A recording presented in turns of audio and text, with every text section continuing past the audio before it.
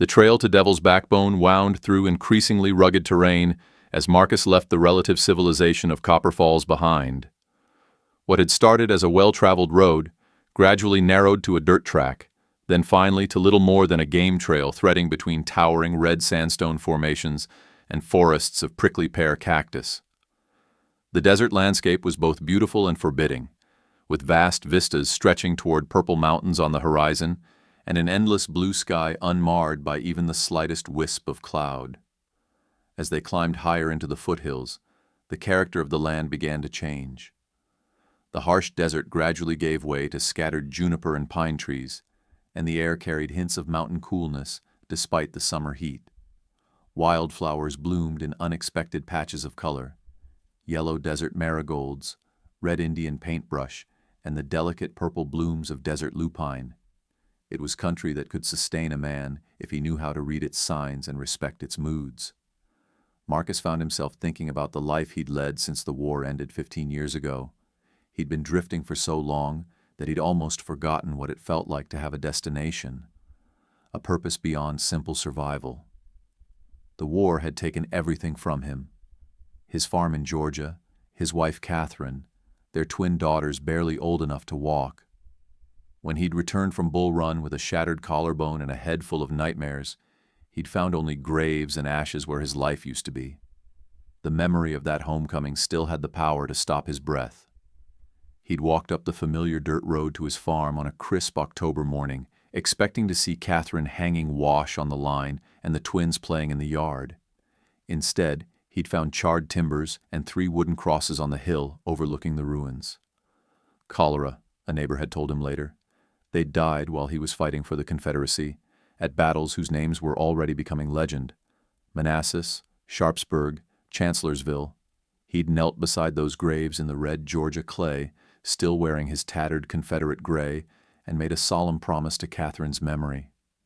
He would find a way to rebuild, to honor their life together by creating something meaningful from the ashes of the old world. Instead, he'd spent 15 years running from that promise, taking whatever work would keep him fed and moving, never staying anywhere long enough to form connections or face the possibility of loss again. Now, riding toward a supposedly cursed mining claim in the Arizona desert, he found himself wondering if this might be his last chance to keep faith with the dead. $50 wasn't much, but it was everything he had. If he could make the claim pay, if he could build something lasting from the red stone and silver ore of Devil's Backbone, maybe he could finally lay Catherine's ghost to rest. Scout ranged ahead on the trail, his nose to the ground as he investigated the scents of jackrabbits, javelinas, and other desert creatures. The dog had been with Marcus for 8 years now, found as a half-grown pup beside the body of his dead mother near a waterhole in New Mexico. Something about the young animal's fierce determination to survive had reminded Marcus of his own struggle, and he'd taken him in despite the extra burden of feeding 2 mouths instead of 1. Over the years, Scout had proved his worth 100 times over. He could track a man across bare rock, sense danger hours before it materialized, and fight with the fury of a creature that had learned early that life was precious and death always close at hand. More than that, he provided companionship without demands, loyalty without questions, and acceptance without judgment. In many ways, Scout understood Marcus better than any human had since Catherine died. As the afternoon sun began its descent toward the western mountains, casting long shadows across the trail, Marcus caught his first glimpse of Devil's Backbone Ridge. It rose from the surrounding terrain like the spine of some massive buried creature, its red sandstone formations carved by wind and water into fantastic shapes that seemed to shift and change in the dancing light. At its highest point, perhaps 1,000 feet above the desert floor, a series of jagged peaks gave the ridge its name. They did indeed look like the vertebrae of some primordial beast. Even from several miles away, Marcus could see signs of human activity. A thin wisp of smoke rose from what must be the cabin, and the geometric lines of mining structures stood out starkly against the natural contours of the landscape. A wooden head frame marked the location of the mine shaft, and piles of excavated rock showed where previous owners had dug into the ridge's heart in search of the silver that supposedly lay beneath. As they drew closer, more details became visible. The cabin was larger than Marcus had expected, a substantial log structure with a stone chimney and what looked like a covered porch. Corrals and outbuildings suggested that whoever had built the place had intended it as more than a temporary mining camp. This had been meant as a home, a permanent settlement where a man might put down roots and build a future. The trail wound through a narrow canyon before opening into a small valley perhaps a quarter-mile across. Devil's Backbone loomed above them on the right, while gentler hills rolled away to the left. A clear stream, remarkable in this desert country, ran through the middle of the valley, its banks lined with cottonwood trees and thick grass that would provide excellent grazing for livestock. "Not bad for $50, Marcus murmured to Scout, who had stopped to drink from the stream. But as they approached the cabin itself, the dog's behavior began to change. His ears flattened against his skull, and a low growl rumbled deep in his chest. The hair along his spine stood up, giving him a bristling, aggressive appearance that Marcus had learned to take seriously over the years. "What is it, boy?" Marcus dismounted, drawing his Spencer rifle from its saddle scabbard and checking the load automatically. The cabin looked peaceful enough in the golden afternoon light. Smoke rose from the chimney, suggesting someone was inside, though Marcus couldn't see any horses or other signs of occupation. The front door stood slightly open, moving gently in the desert breeze with a soft creaking sound that carried clearly in the still air. Scout's growling intensified as they moved closer, and Marcus began to notice details that struck him as wrong. The smoke from the chimney was too thin, too gray, more like smoldering embers than an active fire. The corrals were empty, but their gates stood open as if animals had been turned loose hurriedly. Most disturbing of all, there was no sound of human activity. No voices, no movement, no signs of the life that the smoke seemed to promise. They were perhaps 50 yards from the cabin when Marcus saw what had spooked his dog. A man hung from the porch beam suspended by a rope around his neck. But unlike the desiccated corpses Marcus had seen in his bounty hunting days, this body was fresh, powerful-looking despite advanced age, dressed in traditional Paiute clothing with silver hair braided with feathers and carved bone ornaments. Most disturbing of all, the man was still alive. His chest rose and fell in shallow, labored breaths, and his dark eyes tracked Marcus's approach with desperate intelligence. This wasn't an old lynching or some grisly discovery from weeks past. This was a torture in progress, and Marcus had apparently interrupted it.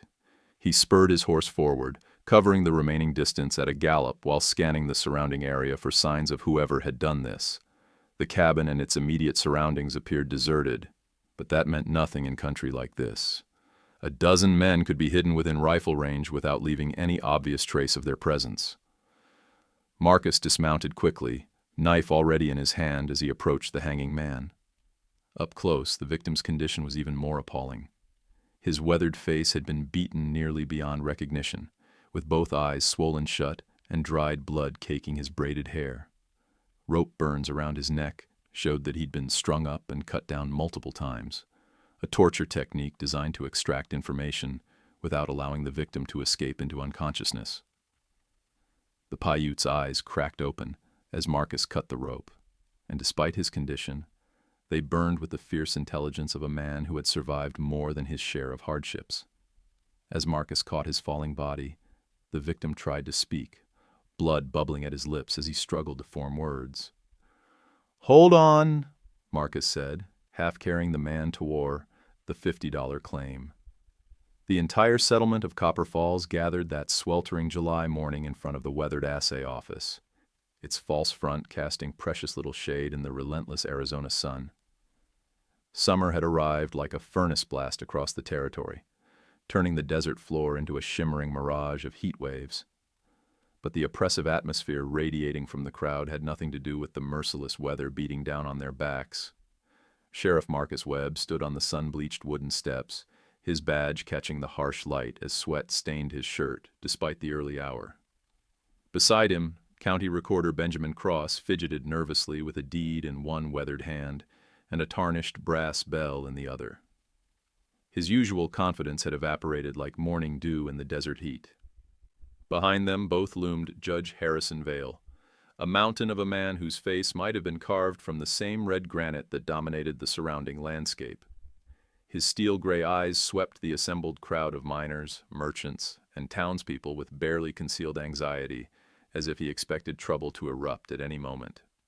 The crowd itself was unusual for Copper Falls, easily 200 people when the town barely supported half that number on most days.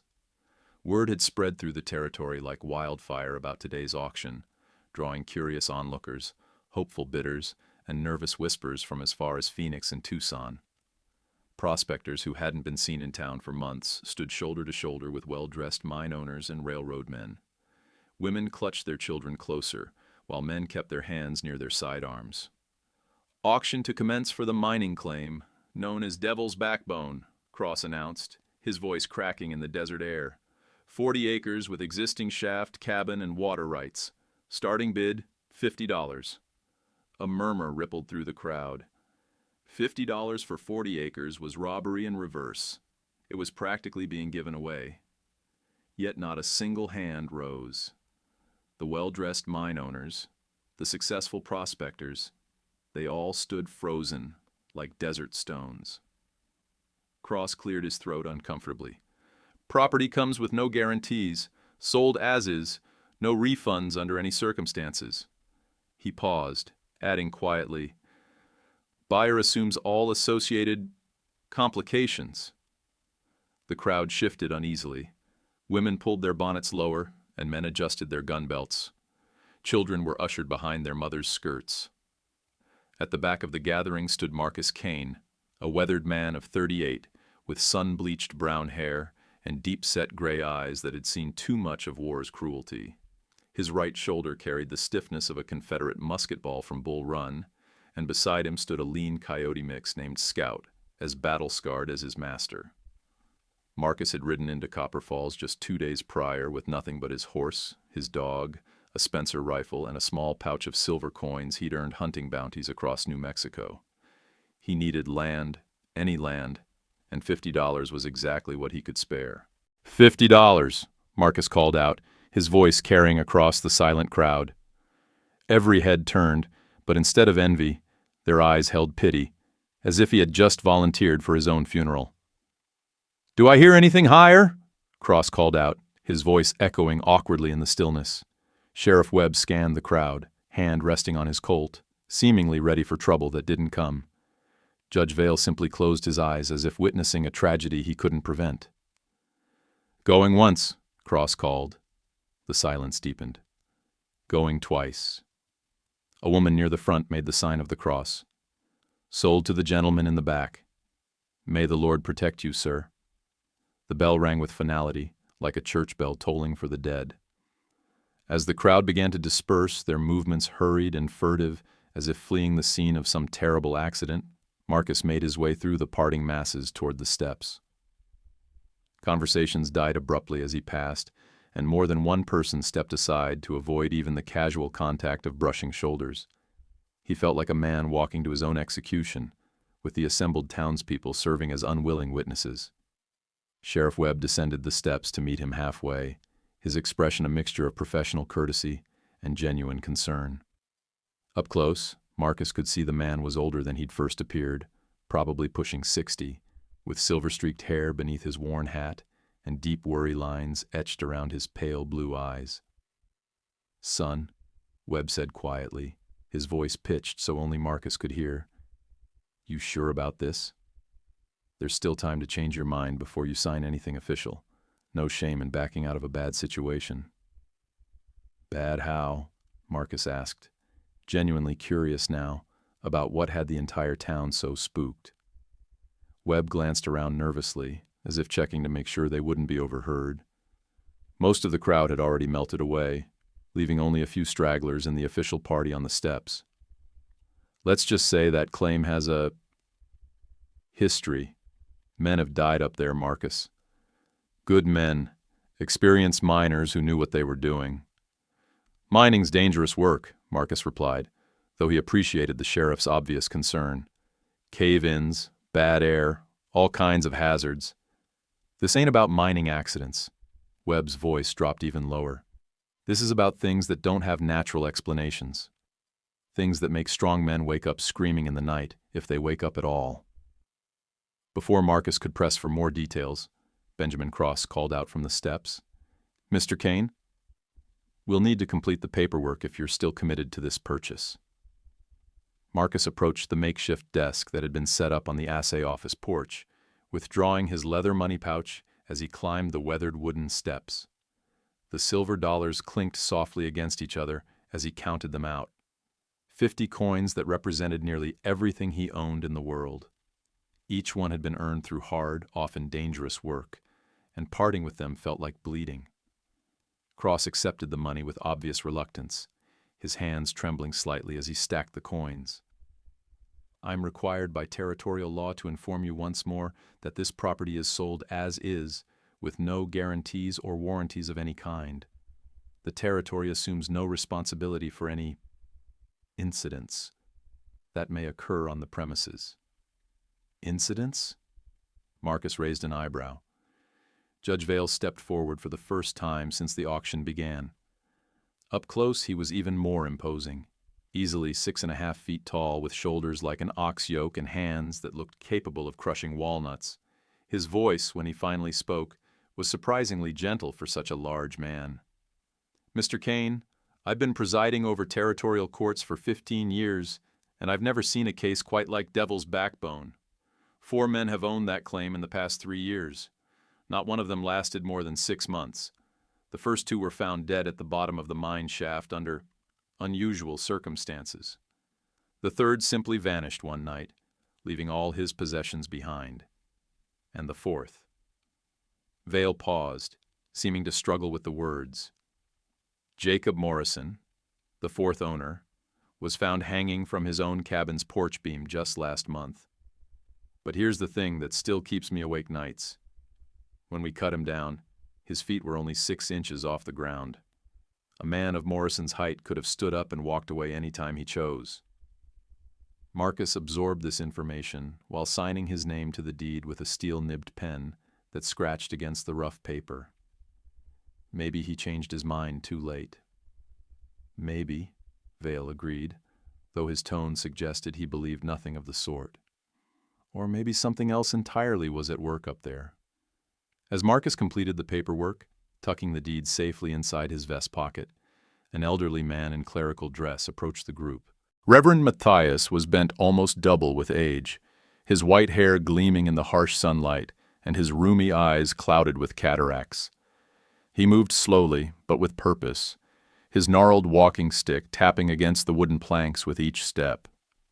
"Son," the preacher said, laying a trembling hand on Marcus's arm with surprising strength, "you're buying more than land up there. You're buying death itself. That claim has been cursed since the day white men first set foot on it." Marcus studied the old man's face, seeing genuine fear mixed with what looked like desperate hope. "Cursed how, Reverend?" Matthias glanced around nervously, as if afraid of being overheard, even though most of the crowd had already departed. "The Paiute people, God rest their souls, they called that ridge sacred ground, said it was where the spirits of their ancestors gathered to watch over the living. When the first miners came 5 years ago, the Indians warned them away, said terrible things would happen to anyone who disturbed the sacred places. And did they? Terrible things?" The miners laughed at the warnings, Matthias continued, his voice growing stronger as he warmed to his tale. "Said they weren't afraid of any heathen spirits. They started digging anyway, blasting and excavating without any respect for what they were destroying. That's when the trouble began." The Reverend paused, wiping sweat from his brow with a handkerchief that had seen better days. "First it was just bad luck, tools breaking, tunnels collapsing, men getting hurt in accidents. But then the accidents got worse and stranger.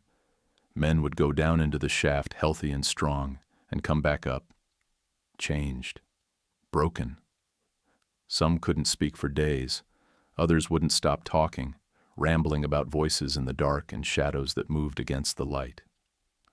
Marcus found himself genuinely intrigued despite his natural skepticism.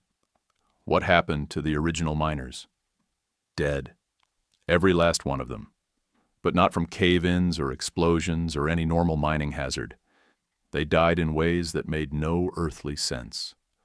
One was found at the bottom of the shaft with his neck broken, but the ladder was intact and there were no signs of a struggle. Another was discovered in his cabin, apparently having clawed his own eyes out. And the foreman. Matthias shuddered. They found him buried alive in a tunnel that had been sealed from the inside. Sheriff Webb, who had been listening with growing impatience, finally interrupted. "That's enough ghost stories, Reverend. Mr. Kane here has made his purchase legally and in good faith. No point filling his head with superstitious nonsense." But the old preacher wasn't finished. He leaned closer to Marcus, his breath smelling of peppermint and old age. "It's not just superstition, son. There's something genuinely evil about that place. Something that feeds on pain and despair. Jacob Morrison wasn't the first to die there, but the way he died." He shuddered again. They found messages scratched into the cabin walls, words written in his own blood warning future visitors to stay away. And the strange part is, some of those messages were written in languages Morrison never could have known, ancient Paiute symbols that spoke of curses and vengeful spirits. Marcus was about to respond when Sheriff Webb stepped closer, his hand now resting openly on his gun butt. "Reverend, I think you've said quite enough. Mr. Kane here has business to attend to, and I'm sure he doesn't need any more of your wild tales." But Marcus held up a hand, curious despite himself. "What about the Paiute themselves? What happened to them when the mining started?" Matthias's face darkened with genuine anguish. "That's the worst part of all, son. When the mining company couldn't get the Indians to leave voluntarily, they called in the army.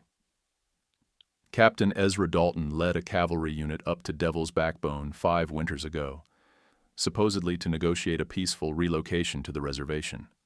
And there was no negotiation. It was a massacre, pure and simple. Men, women, children, slaughtered like animals and buried in unmarked graves. The official report called it a successful pacification action, but every man who rode with Dalton that day knew the truth. They'd murdered innocent people in cold blood, all for the sake of silver that still lies in the ground, unclaimed and apparently unclaimable. Sheriff Webb's patience finally snapped. "Enough of this nonsense. Reverend, you're spreading dangerous rumors that could get you arrested for inciting civil unrest.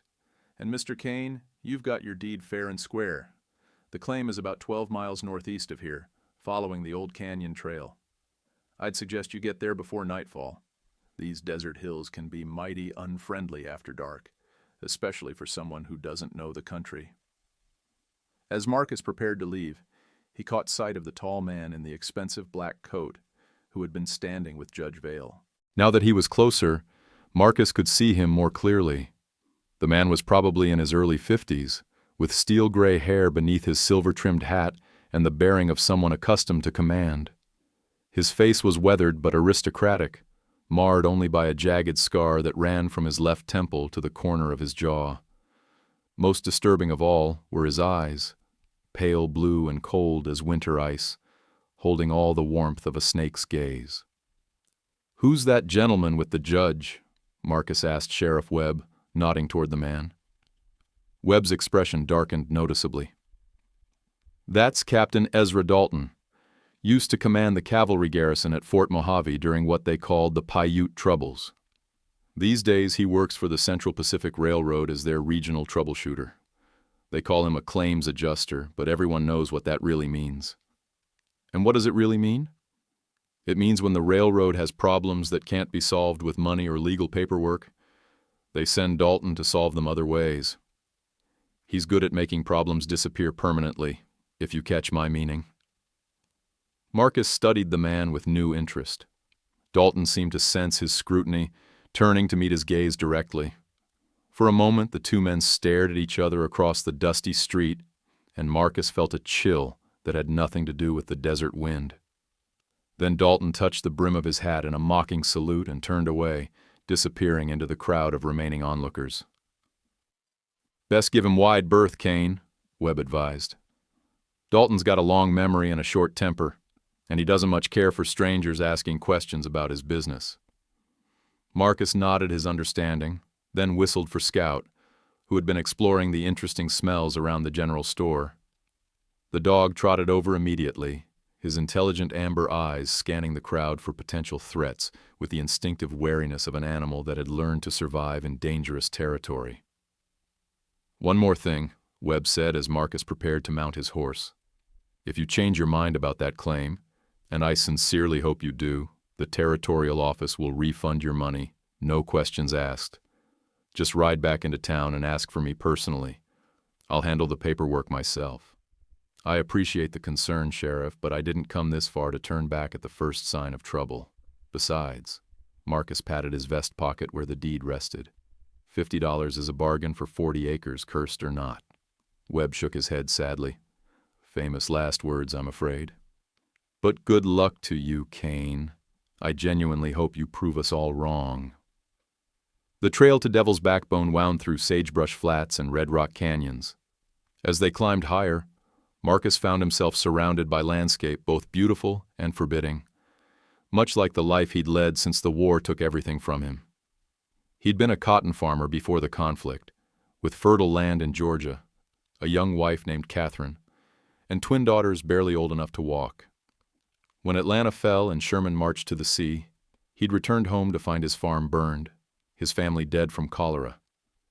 There had been nothing left in the South, so he'd drifted west, taking work as a ranch hand, deputy sheriff, and finally bounty hunter, when desperation demanded it. 15 years of wandering had hollowed him out, his soul as barren as the desert around him. This $50 claim represented his last chance at putting down roots, at building something that might outlast him. The memory of his last night in Georgia came unbidden as he rode, Catherine's grave beside the twins' 2 crude wooden crosses on a hill overlooking the ashes of their home. He'd knelt there in the red clay, still wearing his tattered Confederate gray, and made a promise he'd never kept, to find purpose again, to rebuild what war had taken. Instead, he'd let grief harden into a shell around him, keeping out both pain and hope. Each mile westward had been another step away from that promise, until he'd become a ghost, drifting through frontier towns, taking whatever work would feed him and Scout, never staying long enough to form connections. "Not much of a legacy for a man pushing 40, he muttered to the empty trail. Scout's ears perked at his voice, the dog glancing back as if in agreement. As the sun began its descent toward the western mountains, Marcus crested a rise and saw his property for the first time. A rough cabin stood in a small valley beside a creek that caught the golden light. Split-rail fencing enclosed a yard of sun-baked earth, and beyond it stood the mine shaft, its timber frame dark against the red rock. In the fading light, it looked peaceful enough. Then Scout growled, a deep rumble of warning rising from the dog's chest.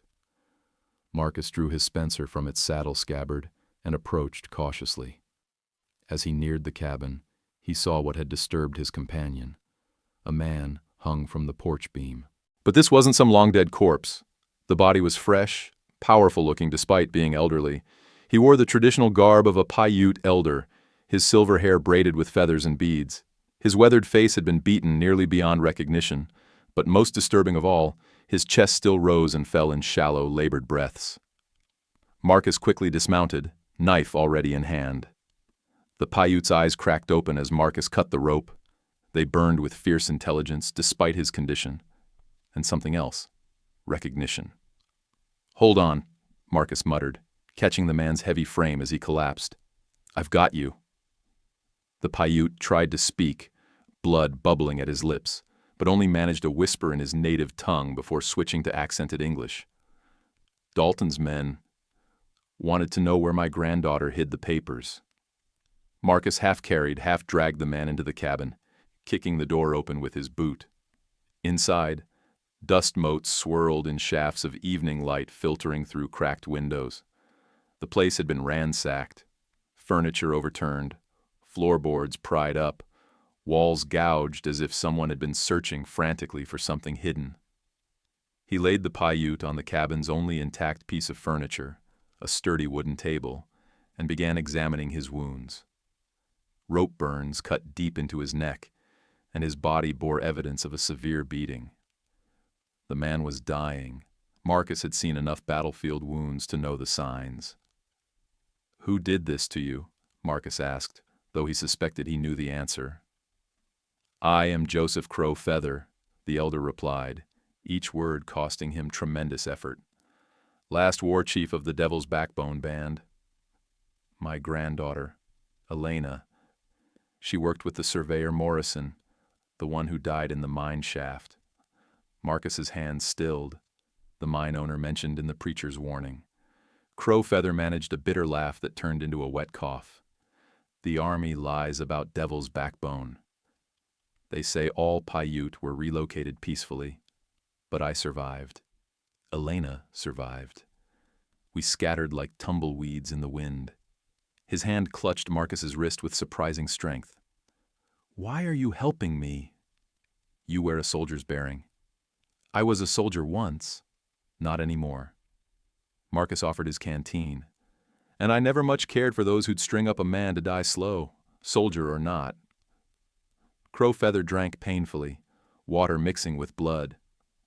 "They will return when they find you here, helping me.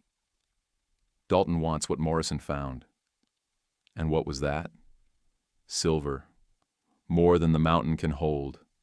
But more than silver, proof. Documents showing this land was never for sale, that the treaties were forged." Marcus glanced at the torn-up floorboards. They were looking for these papers. Crow Feather nodded weakly. "Morrison discovered the fraud. Railroad and government men forged documents, sold our sacred ground many times over. Morrison tried to expose them. They threw him down the shaft. Outside, full darkness had fallen. Scout paced by the door, occasionally growling at sounds from the desert. Marcus lit an oil lamp he'd found, casting the cabin's interior in flickering golden light that made the shadows dance. "Your granddaughter," Marcus said. "Where is she now?" "Dalton has her at the old Spanish mission 20 miles north." Crow Feather's eyes grew desperate. "You must find her before they break her. She knows where everything is hidden." "I'm no hero, old man. I came here to work a silver claim, not wage war against the railroad and the U.S. Army."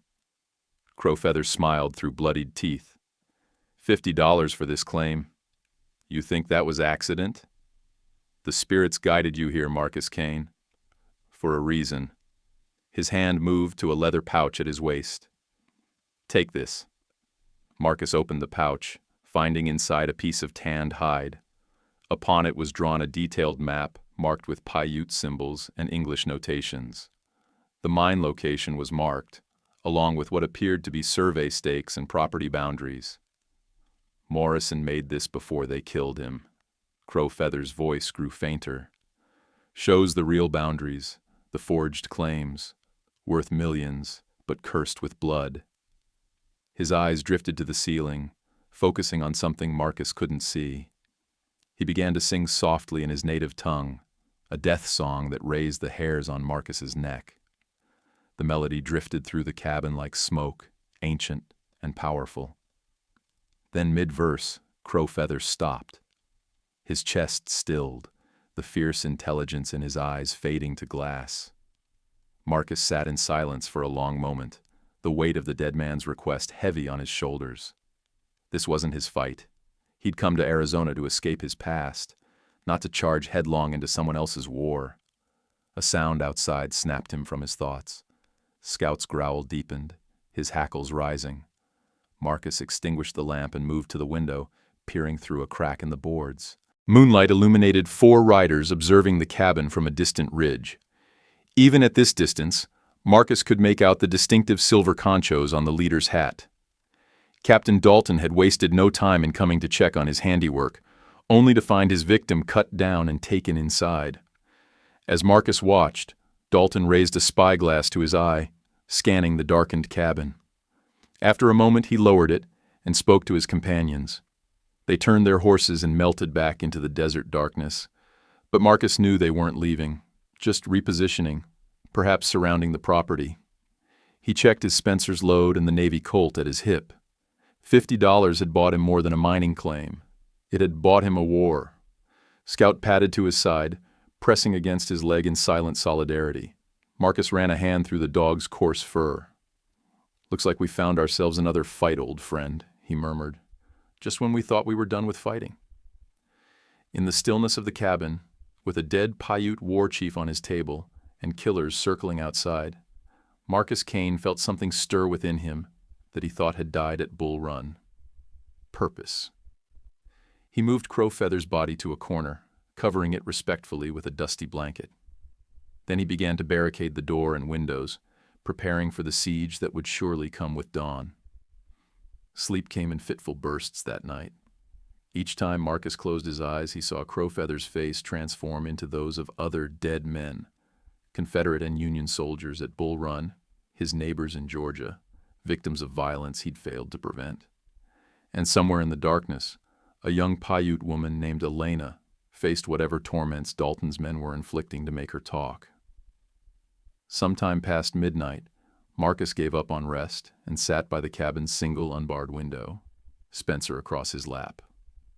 Scout lay at his feet, alert despite the late hour, ears twitching at every desert sound. He unfolded the hide map, studying it by moonlight. The markings were a mix of Paiute symbols and English notations, presumably Morrison's editions. A large X marked what must be the main silver deposit, located directly beneath the mission where Elena was being held. Below the map were words written in a cramped, educated hand. The documents prove everything. Find them where earth meets sky. Dawn was still hours away, but Marcus's mind turned to the old Spanish mission Crowfeather had mentioned. If Elena was there, each passing hour meant more time for Dalton's men to extract information from her by whatever means necessary. The thought of what might be happening to her gnawed at him. He'd seen enough during the war to know what men were capable of when unrestrained by law or decency. The frontier amplified those tendencies, distance from civilization providing cover for all manner of barbarism.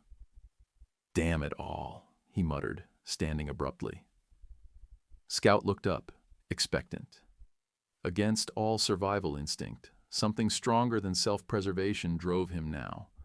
Perhaps it was the old sense of duty that had led him to enlist in the Confederate Army. Perhaps it was simply that he'd watched too many innocents die without raising a hand to stop it. He gathered his gear quickly, ammunition, canteen, what little food he had. After a moment's hesitation, he took a small wooden box from his saddlebag, opening it to reveal a tarnished brass star, his old deputy's badge from a brief stint in New Mexico. He pinned it inside his shirt, not visible but there, a reminder of the man he'd once tried to be. "Come on, Scout," he said, checking his weapons one final time. "Time to see if we remember how to be heroes." The old Spanish mission of San Joaquin stood on a mesa 20 miles north of Devil's Backbone, its adobe walls and bell tower silhouetted against the pre-dawn sky. Built by Franciscan monks a century earlier, it had been abandoned for decades until Dalton's men had taken it over as a base for their railroad survey operations. Marcus approached on foot through the gray light before sunrise, having left his horse tethered in an arroyo a mile back.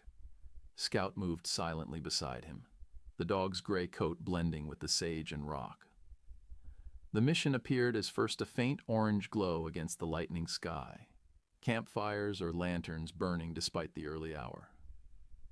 As they drew closer, Marcus could make out the layout. A central courtyard surrounded by adobe buildings, with guards patrolling the perimeter. 4 men walked sentry duty around the walls, rifles slung across their backs. 2 more sat by a fire in the courtyard, passing a bottle between them. All wore a mix of civilian clothes and military surplus, marking them as the kind of mercenaries railroad money could buy. Movement at the largest building, the old chapel, caught Marcus's eye. The wooden doors opened, and Captain Dalton himself emerged, recognizable even at this distance by his commanding presence and silver-trimmed hat. He spoke to one of the guards, then walked toward a smaller building that might once have housed the mission's priests. That's where they're keeping her, Marcus thought. He watched as Dalton entered the building, stayed for perhaps 10 minutes, then emerged looking frustrated. The captain stalked back toward the chapel, barking orders that sent the two men by the fire to positions near the smaller building. Elena was alive then, and still resisting whatever methods Dalton was using to make her talk. Marcus retreated back from the ridge, considering his options. 6 armed men plus Dalton, all likely experienced killers, against one aging ex-Confederate with a limp and a dog. The odds were decidedly poor. A frontal assault was suicide. Stealth was his only advantage, and even that relied on considerable luck. He needed a distraction. "What do you think, Scout?" he whispered. "Feel like raising some hell?" The dog tilted his head, ears forward. Marcus studied the mission's layout again, noting the small corral where horses were kept on the north side. A plan began forming as he circled the mesa, approaching the corral from its blind side. Inside were 6 horses, dozing in their makeshift stalls. Marcus slipped through the rail fence, Scout following silently. "Go on now," he urged the dog. "Get them stirred up." Scout needed no further encouragement. He darted forward, barking and nipping at the horses' legs. The animals woke in panic, whinnying and kicking at their rails. Marcus quickly cut their tethers, then fired his Spencer into the air. The horses bolted from the corral in a thunder of hooves, Scout driving them toward the mission's main gate. Shouts of alarm rose from the compound. Marcus used the confusion to slip along the shadows toward the building where Elena was being held. 2 guards had left their posts to chase the horses, while the others were distracted by the commotion. He reached the small adobe structure and peered through a narrow window. Inside, illuminated by a single oil lamp, sat a young woman bound to a rough wooden chair. Her long black hair was braided in the Paiute tradition, and despite bruises on her face, she held herself with the same dignity he'd seen in her grandfather. Marcus tried the door and found it barred from outside. Drawing his knife, he worked at the wooden bar until it gave way with a soft crack. He slipped inside, immediately pressing a finger to his lips when Elena's dark eyes widened at his entrance. "Crow Feather sent me," he whispered, cutting her bonds with quick strokes of his blade. "I'm Marcus Kane." "My grandfather," she began, her voice hoarse. "He didn't make it. I'm sorry." Her face hardened, grief flashing briefly before being replaced by cold determination. "Did he tell you about the documents?" "Some." He gave me Morrison's map. She nodded, rising unsteadily. "Then we must go. Now. Dalton suspects, but doesn't know for certain where they're hidden." The door suddenly burst open. A guard stood framed in the doorway, momentarily surprised by the scene before him. Marcus reacted first, driving his shoulder into the man's chest and sending both of them tumbling outside. The guard was younger and stronger, but Marcus had experience. He managed to pin the man's rifle arm while drawing his knife, but the guard called out before Marcus could silence him. "Intruders!" "The woman's escaping." More shouts answered from around the compound. Marcus helped Elena to her feet as boots pounded toward them from multiple directions. "This way," she said, leading him toward what appeared to be the old mission cemetery, where weathered crosses and crumbling headstones might provide cover. They ran through the gray pre-dawn light as rifle shots cracked behind them. Marcus returned fire twice with his Spencer, not aiming to kill but to slow pursuit. Elena led them to a break in the mission's rear wall, where adobe bricks had crumbled away over the decades. They squeezed through just as Dalton's voice bellowed orders from the courtyard. On the far side of the wall, the mesa dropped away steeply toward the desert floor. A narrow goat path switchbacked down the cliff face, treacherous in daylight, potentially fatal in the dim dawn light. "Can you make it?" Marcus asked. "Better than staying here," Elena replied, already starting down the precarious trail. They descended carefully, loose rocks skittering away beneath their feet. Above them, lanterns appeared at the wall gap as Dalton's men gave pursuit, but the dangerous path slowed them considerably. At the bottom of the mesa, Scout materialized from the sagebrush, having fulfilled his mission of scattering the horses. The dog led them toward where Marcus had left his horse, following paths invisible to human eyes in the growing light.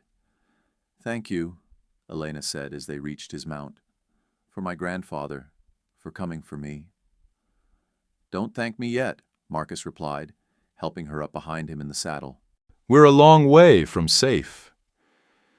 They rode hard across the desert floor as the sun crested the eastern mountains, painting the landscape in shades of gold and red. Behind them, dust clouds marked where Dalton's men had organized pursuit, but the scattered horses had cost them precious time. After an hour of hard riding, they stopped in the shade of a towering red rock formation. Elena slid down from the horse, her legs trembling with exhaustion and the after-effects of whatever ordeal she'd endured at the mission. "The documents my grandfather mentioned," Marcus said, offering her his canteen. "Where are they?" Elena drank gratefully before answering.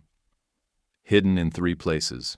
One set beneath the floorboards of Morrison's cabin near the mine, another in a lockbox buried at the old Paiute camp on Devil's Backbone Ridge, and the third—" She touched a leather thong around her neck, revealing a small brass key. In a strongbox Morrison hid in the mine shaft itself. Morrison was thorough. He knew they would kill him for what he'd discovered. The railroad's survey maps show silver deposits far beyond what they've publicly claimed.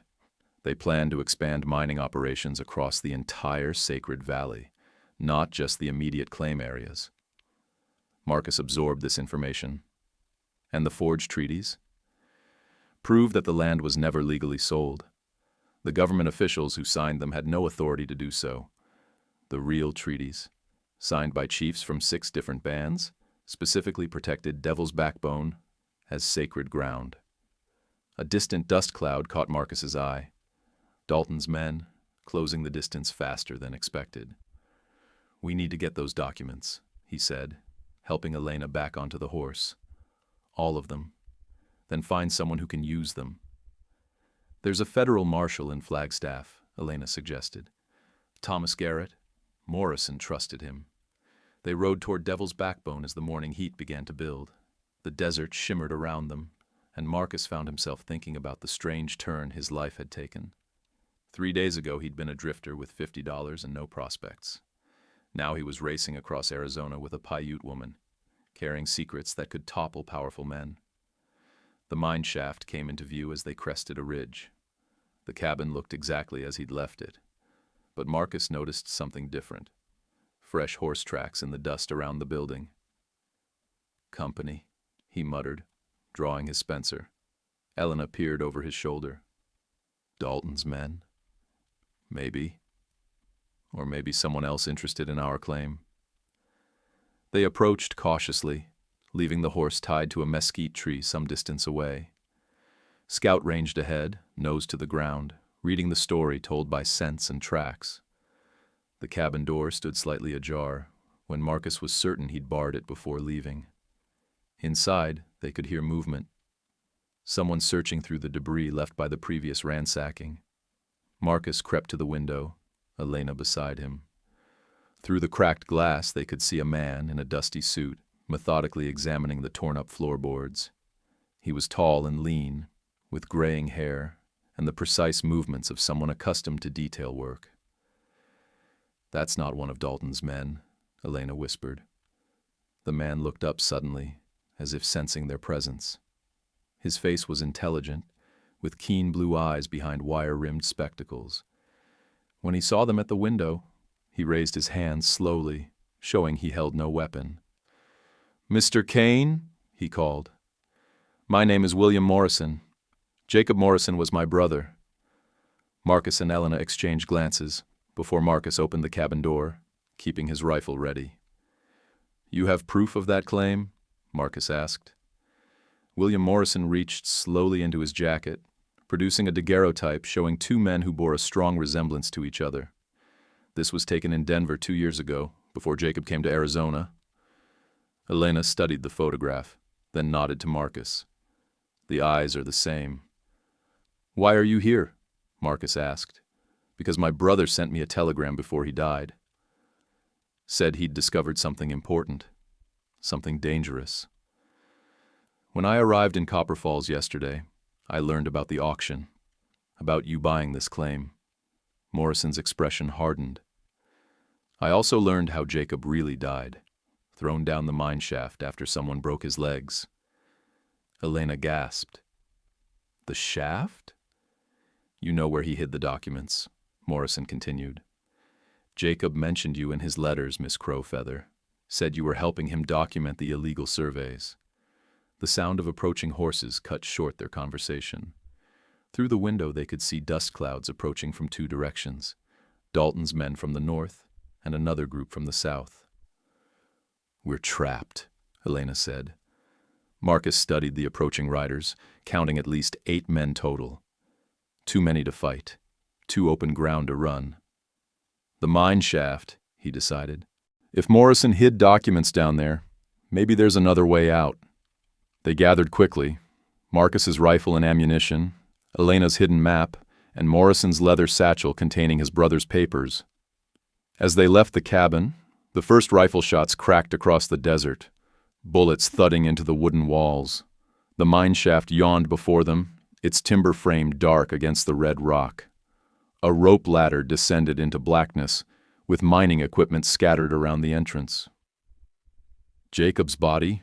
Morrison asked as they prepared to descend. We gave him a proper burial, Elena said gently, near the creek, with Paiute rites. They climbed down into the earth as gunfire erupted above them. The shaft was deeper than Marcus had expected, descending 50 feet through solid rock before opening into a worked chamber.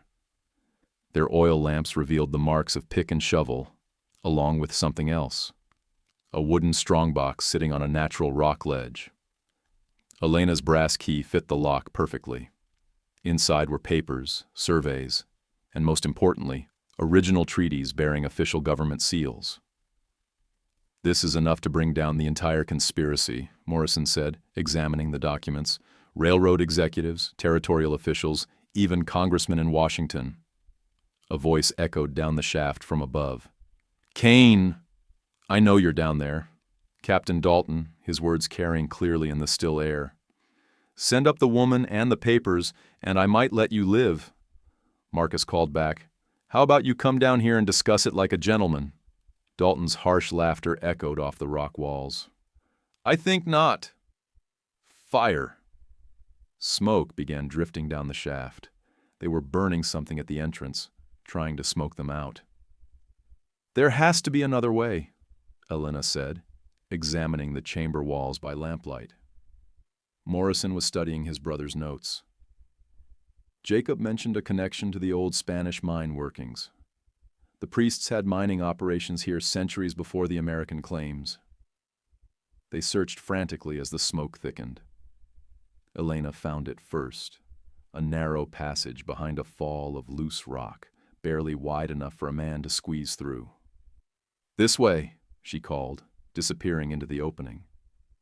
Marcus and Morrison followed, crawling through the tight space as smoke filled the chamber behind them.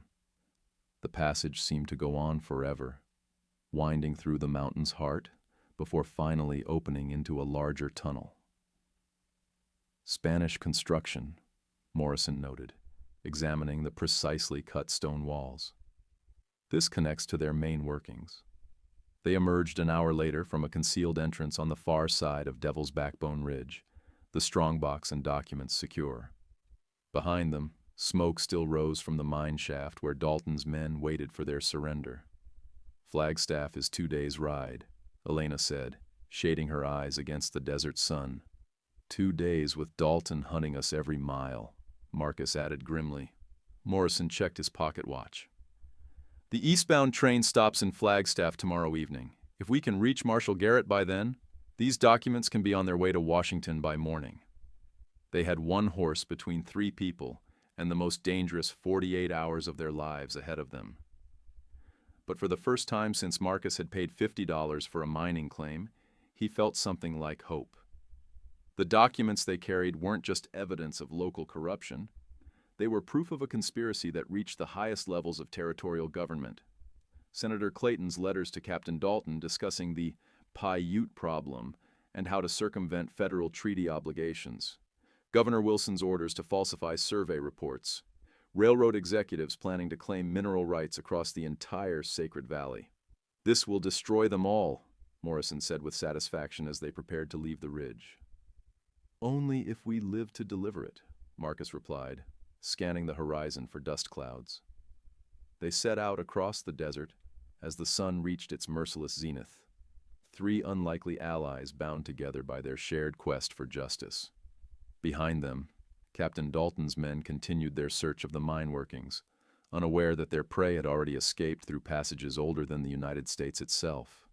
The race to Flagstaff had begun.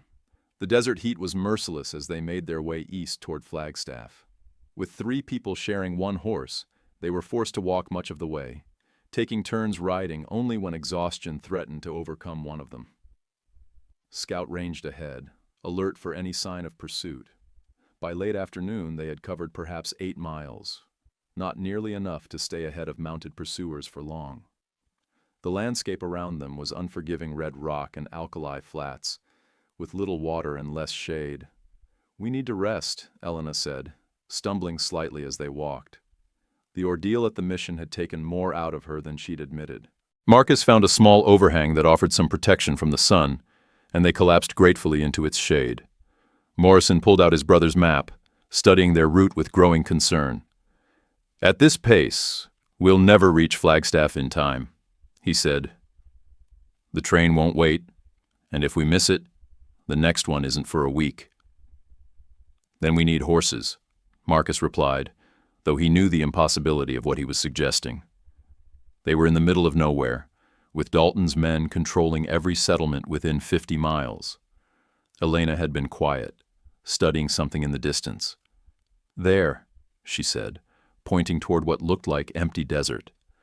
"Paiute Way Station, hidden spring with shelters." Marcus squinted but saw nothing except more red rock and scrub brush. "My people used this route for centuries," Elena continued, "trading paths to the Grand Canyon. The whites never found all our camps." They changed direction, following Elena's lead across trackless wasteland. Just as Marcus began to doubt her judgment, the land dipped into a hidden arroyo, where ancient cottonwoods marked the presence of water. The way station was cunningly concealed, rock shelters built into the canyon walls, invisible from above. A clear spring bubbled from the stone, and cached supplies spoke of recent use. "Runners still use this place," Elena explained, finding dried meat and cornmeal hidden in pottery jars. "Messages between the reservation and the free bands." They refilled their canteens and shared the simple food while the horse drank deeply from the spring. For the first time since leaving Devil's Backbone, Marcus allowed himself to hope they might actually reach Flagstaff alive. That hope died with the sound of approaching hoofbeats. "Down!" Marcus hissed, drawing his Spencer. 4 riders appeared at the arroyo's rim, silhouetted against the western sky. Even at this distance, the silver conchos on their leader's hat caught the last rays of sunlight. Captain Dalton had found them. "Clever hiding place," Dalton's voice echoed off the canyon walls. "But not clever enough. I've spent years learning Apache tricks." Marcus aimed his rifle upward, but the range was long and the light poor. Elena crouched beside him, her hand moving to a knife at her belt. "Send up the woman and the strongbox," Dalton continued, "and I'll make your deaths quick." "Counter-offer," Marcus called back. "Ride away now, and I won't put a bullet through that fancy hat of yours." Dalton's harsh laughter filled the arroyo. "You're outnumbered and trapped, Kane. My men have you surrounded." As if to prove his point, rifle fire erupted from multiple positions along the rim. Bullets sparked off the rock walls, forcing the 3 allies deeper into the stone shelter. "The documents," Elena whispered urgently. "We can't let them fall into Dalton's hands." Morrison clutched the strongbox protectively. "My brother died for these. I won't let his sacrifice be meaningless." Marcus studied their position with a soldier's eye. The way station was defensible, but only temporarily. Dalton's men could wait them out, or simply climb down after dark when their rifle fire would be less accurate. "There's another way out," Elena said suddenly. "The old trading route continues through the canyon. It's narrow, dangerous, but it leads to the stage road." "How far?" Marcus asked. 10 miles, but we'd have to go on foot and leave the horse." The animal had been their lifeline across the desert, but it would never fit through the narrow passage Elena indicated, a crack in the canyon wall barely wide enough for a man to squeeze through sideways. Another volley of shots decided the matter. They gathered their essential supplies, water, ammunition, and the precious strongbox, and prepared to abandon their shelter. "Go," Marcus told Elena and Morrison. "I'll hold them off as long as I can, then follow." "We stay together," Elena said firmly. "My grandfather would never forgive me if I left a friend to die alone." The passage was a nightmare of tight spaces and loose rock, but it led them deeper into the canyon system where Dalton's men couldn't follow on horseback. They emerged hours later onto a mesa overlooking the stage road to Flagstaff, exhausted but alive. Below them, a dust cloud marked the approach of the evening stage. If they could reach it, they'd have protection and fast transport to town. They scrambled down the steep slope, arriving at the road just as the 6-horse team thundered into view. Marcus stepped into the middle of the trail, waving his arms frantically. The driver hauled back on the reins, cursing as his team slowed to a stop. "You damn fools want to get trampled?" "We need passage to Flagstaff," Marcus called. "Official business." "Stage is full," the driver replied, but his expression changed when he saw the strongbox and Elena's condition, "though I suppose we could make room." Inside the coach, they found themselves squeezed among traveling merchants and a territorial official heading to Flagstaff on government business. The official, a nervous man named Hendricks, took immediate interest in their story. "Captain Dalton?" he said when Marcus mentioned their pursuer. "He's been operating beyond his authority for months. The territorial governor has been looking for evidence of his irregularities." By the time they reached Flagstaff that evening, a plan had formed. Hendricks would personally escort them to Marshal Garrett's office, ensuring the documents received official protection while copies were prepared for shipment to Washington. The federal marshal proved to be a weathered man in his 50s, with honest eyes and calloused hands that spoke of his frontier origins. He examined the documents with growing amazement. "This is explosive," Garrett said finally. "Enough to bring down the entire territorial administration and half the railroad board." He locked the originals in his office safe while a clerk made copies. "The eastbound train leaves at midnight. These documents will be in Washington by week's end." As they waited at the marshal's office, Elena sat beside Marcus on a wooden bench, exhaustion finally overtaking her adrenaline. Morrison paced nervously, still hardly believing his brother's murder would finally be avenged. "What will you do now?" Elena asked Marcus quietly. He considered the question. 3 days ago, he'd been a drifter with $50 and no prospects. Now he was a man who'd helped expose a conspiracy reaching the highest levels of government. "I still own that mining claim," he said with a slight smile. "Might be worth working once Dalton and his friends are in prison." Elena's dark eyes held a warmth he hadn't seen since her grandfather's death. "It's good land. My people always said Devil's Backbone was blessed by the spirits." "Would you—" Marcus began, then stopped, unsure of his ground. "Would I what? Would you consider staying? Helping me work the claim? I could use a partner who knows the country." Before she could answer, Marshal Garrett approached with a telegram in his hand. His expression was grim. "Bad news," he said. "Captain Dalton escaped from Fort Mojave 3 hours ago. Killed 2 guards and rode north with a dozen men. Word is he's headed this way." Marcus felt the familiar weight of his Colt at his hip. "How long do we have?" "They could be here by dawn. But don't worry. I've got 20 deputies and the town's backing us. Dalton won't get near those documents." As if summoned by their conversation, gunfire erupted in the street outside. Through the office windows, they could see muzzle flashes in the darkness and men on horseback charging through the town. So much for dawn, Marcus muttered, checking his Spencer's load. The battle for Flagstaff had begun. The fight raged through the night streets of Flagstaff as Dalton's men tried desperately to reach the marshal's office. But the townspeople, led by Garrett's deputies, fought back with the determination of citizens defending their homes. By sunrise, it was over.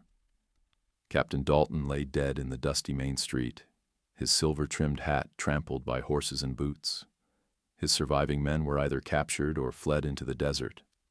The documents were safely aboard the eastbound train by noon, bound for Washington and the justice they would bring. 3 months later, the trials had concluded. Senator Clayton was imprisoned, Governor Wilson resigned in disgrace, and the Central Pacific Railroad faced federal investigation.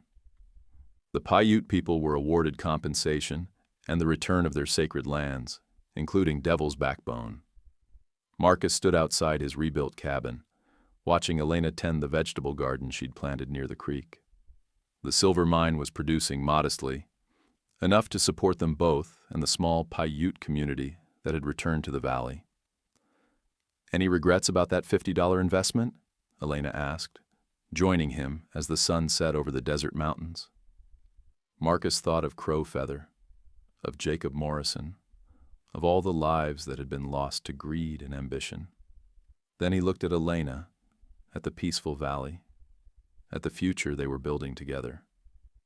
"Best money I ever spent," he said, taking her hand as Scout trotted up beside them, gray muzzle now showing more white than before. In the distance, a train whistle echoed across the desert, carrying its cargo of hope and progress toward distant cities.